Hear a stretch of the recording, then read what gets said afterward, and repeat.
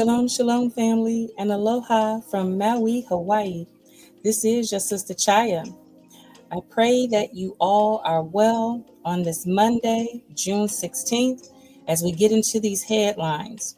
Welcome to the Melchizedek Network, the network that represents for the King of Kings. That's right, the true Messiah. The world knows him as Jesus Christ, but many may know him by his true name, Yahshua. Some even say Yahawashai, Yeshua. He is Motza the Lamb. And this is the channel that represents for him. So I pray that you all are well and all are welcome here. Family, I'm going to start with the weather because we have some storms that are brewing for a big portion of the country. And I also want to get you caught up to date on a few stories that I brought you from over the weekend. So first, we're going to talk about this weather and this storm that's headed to a number of states. Shall we? I've got one that can see. You're doggone right you do.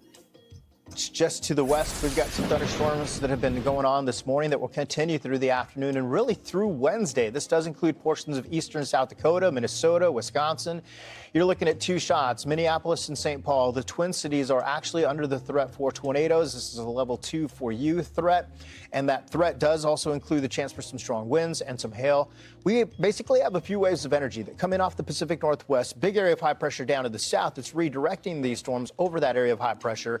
And look at this, Britta. We've got a lot of it moving over the Dakotas. Just a moment ago, we had a severe thunderstorm warning that just expired, but it's from this lone cell right here that went over Interstate 29. Those discrete cells you want to watch closely ahead of the energy, because here's where all of the energy is, and you can make out a little bit of a spin there.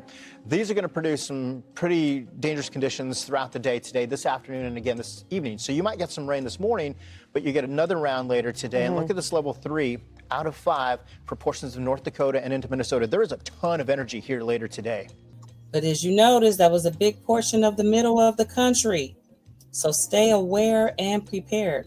That's a 3 out of 5 threat. So they're anticipating some tornadoes. It's a lot going on with the weather, you all. As a matter of fact, there was a 6.1 earthquake that struck over in Peru. Let's get some information about that. I believe this was Lima, Peru. And for now, we shift focus to the other stories that we're tracking. A moderate earthquake jolted Peru's central Pacific coast on Sunday that claimed one life and sparked panic in the capital city. Details coming in that the 6.1 magnitude quake struck at 11:35 a.m. local time in the Pacific Ocean, with its epicenter located 23 kilometers west southwest of Callao, which is a major port city just 14 kilometers from Lima. While authorities have confirmed that there was no tsunami threat, the tremor triggered fear and chaos across the region. Yes, pretty strong over there. Earthquakes in diverse places, family. Here's a follow-up about the fire over in Dubai. This was at a 67-story high-rise, family. Yes, and I got some information that the alarms in the building didn't sound off. Isn't that interesting? In a 67-story luxury high-rise in Dubai. Here's some additional footage.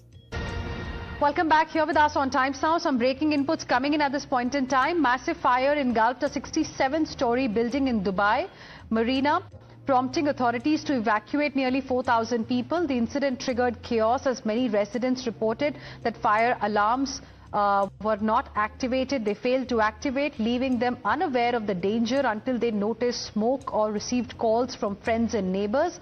Firefighters working for hours to contain the blaze and prevent it from spreading to nearby buildings. No fatalities have been reported yet. Investigation is underway to determine the cause of fire and assess building safety compliance. Isn't that interesting? The residents didn't even know that there was a fire. Just like the tornado sirens that haven't been sounding off in many cities. We are living in the hour, brothers and sisters. Meanwhile, over the weekend, this situation with Iran and Israel has escalated. It's a lot of devastation in the area, family. Now to the fast-moving developments in the Middle East, with Israel and Iran launching new waves of attacks at one another. Iran now canceling nuclear talks with the U.S. previously scheduled for today. Iranian state media aired this video of an Israeli drone strike on a natural gas plant as Israel continues its attacks. These satellite images showing before and after damage to one of Iran's military radar sites. Israel also claiming to have killed at least 9 Iranian nuclear scientists. Iran claims at least 60 people have been killed. See the buildings heavily damaged in the distance there, those cars destroyed, and debris everywhere. Now I am the collateral damage. I look horrified at what happens in Gaza, but now it's like in my back door. At least 3 Israelis have been killed and dozens injured. The unrest in the Middle East causing crude oil prices to rise. Friday, prices jumped over 7%. The tensions leading to heightened security in New York City with increased police presence at Jewish. They're already saying an increase in oil. It's true devastation over there. A lot of those missiles that Iran shot, and these are their older missiles, they got through that Iron Dome. I was told that over 70% of Tel Aviv was destroyed. Yes, lots of devastation. Mainstream media in the USA is not reporting all of the facts, but it's a lot of devastation over in Israel right now. I think this is a good time for a precept of the day, yes, regarding war. Take a listen, brothers and sisters, as we are reminded of what the scriptures say about war, how our Heavenly Father looks at war. Sister Chaya the elect, with a word of wisdom from the sealed portion, chapter 27, verses 77 and 78. And there have not been a time when there have not existed these wars and rumors of wars, according to the desires of Satan. And those of you that shall receive these things shall read of some of the great wars that have existed among the children of men and among the nations of the earth. And there is no such thing as a righteous war. Yes, there is no such thing as a war that was started and blessed by the Father. For behold, God would never command his children to kill one another. But these wars are caused by the God of this world, who is Satan. And it is Satan that have blessed these wars and given power to one nation to destroy another. And that is your Melchizedek News precept of the day. Yes, brothers and sisters, these are the desires of Satan, all these wars. A lot is going on. Let's continue, family, with an update on something that I saw that I wanted to bring to your attention. They're talking about they had a breakthrough in a breast cancer vaccine. Let's hear about it. Well, a medical breakthrough in the prevention and treatment of breast cancer is one step closer to becoming a reality. An American-developed vaccine is designed to target and destroy cancerous cells and is set to enter its second round of testing after positive results from patients. It's being developed by Anixa Biosciences, and the company's CEO, Amit Kumar, joins. Does anybody want to take that chance? I don't think so. It just sounds like, to me, they're trying to get people to take more of these.